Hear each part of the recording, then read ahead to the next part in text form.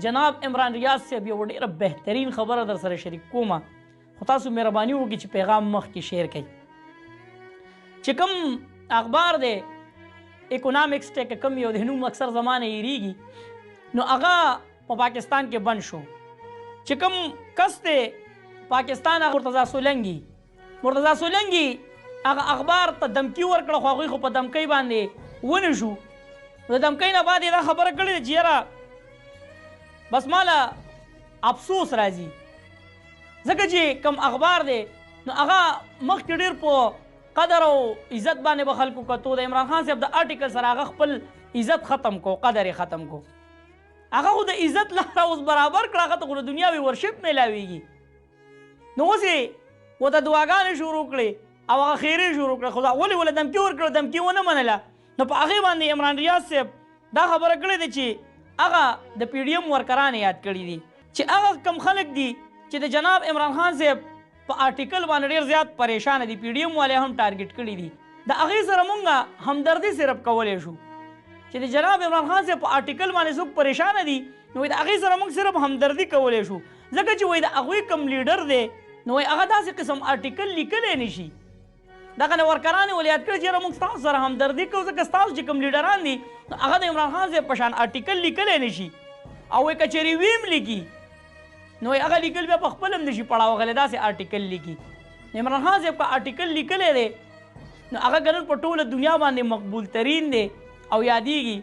او اکونامکس چې کوم اخبار دی هغه په ځان کم ځای ته ورسو، د ورځې 3 او 4 آرټیکل یې چاپ کوي. نو دا د هر سړي وس کار نه دی، نو ستاسو لیډران داسې قسم کردار کولی شي. دغه دا خبره کوي بلاول بټو زرداري چې یاره د عمران خان دا مقصد دی چې زه به ګیم کوم او که چېرې ګیم را سره څوک نه کوي نو بیا نور هم لوبو ته نه پرېږدو. دا خو ټیک خبره کړې ده. اوس تاسو ګیم د چا سره کوئ؟ نواز شریف ګیم د چا سره کوي؟ صرف ستا سره به یې کوي.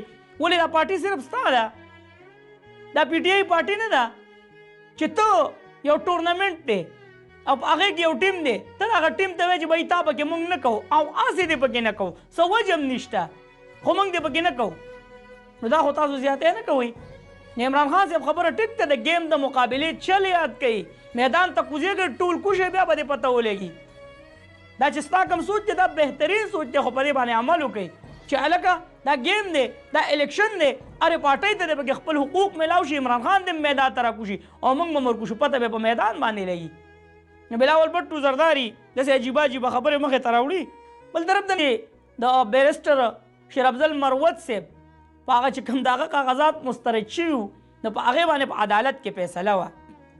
نو دا ویلې کېږي چې یاره جج صاحب ورته وویله چې بس ټیک ته زه ستا کورونه اډوشتنه ستا په نوم چې کوم شیر افضل مروت و په پېښور کې، نو بس هغه یې راغونډ کړل او بس کاغذونه دې ایکسپټ شو، بس پرېږده خبره ویل چېرته پرېږده چې کوم کس زما په نوم باندې د شپږ کورونه ورچولي ما له دقه سړی راوړلی، زه به د هغه نه اوس تپوس کوم. نو دا ویلې کېږي چې کوم کس دغه نومونه ورچولي وو نو هغه اوس غریب اریان دی چې دا زه په لانجه باندې واوړېدم. نو دغه شان دوی سره په کار هم ده چې تا زما په نوم باندې شپږ کورونه په پېښور کې ورچولي، زه ته خبر نه یم، نومونه یې په ما پسې جاري کړي دي. بل طرف ته ملګرو دوی به په عزت، په شهرت او په پیسه پسې نښتي، خو عمران خان صاحب له الله جل شانه عزت د ډېر مخکې نه ورکړی دی. د وزیر اعظمۍ د کرسۍ نه مخکې د هغه چې کوم عزت و نو د عمران خان صاحب سره مخکې چې کوم ډپلومیسټک پاسپورټ دی نو دا د عمران خان صاحب سره و چې په ټوله دنیا کې صرف اور صرف غالبا چې 10-12 کسانو ته دغه پاسپورټ میلاو شوی دی، په هغې کې کنګ عمران خان صاحب هم موجود و. هغه د پیسو دپاره نه دی لګیا، هغه د شهرت دپاره نه دی لګیا، هغه د خپلو بچو دپاره د لندن د پلیټونو دپاره نه دی لګیا، هغه د دې ملک او قوم دپاره لګیا، د ټوله دنیا یې مني چې هغه سره د هېڅ څه کمی نه و. خو که راغلی او تکلیفات نن په جیل کې تېروي د پاکستان دپاره تېرې، ځکه وتعز من تشا وتذل من تشا، الله جل شانه ورله څه عزت وله ورکړی دی. مولانا پل رحمان صاحب دا خبره کوي چې ماحول کی بہتری کے لیے اگر انتخابات ملتوی کرنے پڑے تو آسمان نہیں گرے گا. کوئی چې د ماحول د بهتر کولو دپاره انتخابات چې کوم دي که هغه ملتوي شوي نو اسمان نه راغورځېږي. مولانا پل رحمان صاحب وایي حالات خو دغه دي که نه باجوړ دی وکتو ټیک به شي چې کله الیکشن ملتوي شي څه به نه وایو، هېڅ هم نه شو ویلی.